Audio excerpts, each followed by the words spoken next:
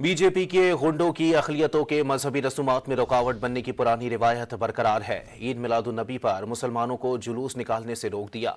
उत्तर प्रदेश में मुसलमान 12 रबीउल अव्वल का जुलूस निकालने सड़कों पर निकले तो इंतहा पसंदों की बड़ी तादाद ने धावा बोल दिया। इंतहा पसंदों ने रुकावटें हटा दी, सड़क को ब्लॉक करते हुए मुसलमानों के खिलाफ नारे लगाए।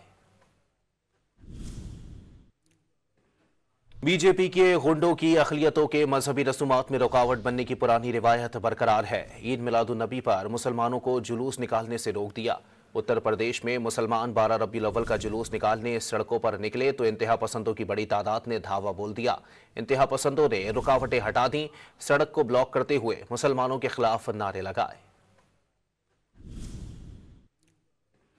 बीजेपी के गुंडों की अक़लियतों के मजहबी रसूमात में रुकावट बनने की पुरानी रिवायत बरकरार है। ईद मिलादुन नबी पर मुसलमानों को जुलूस निकालने से रोक दिया।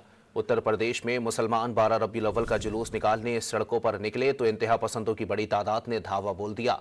इंतहा पसंदों ने रुकावटें हटा दी, सड़क को ब्लॉक करते हुए मुसलमानों के खिलाफ नारे लगाए।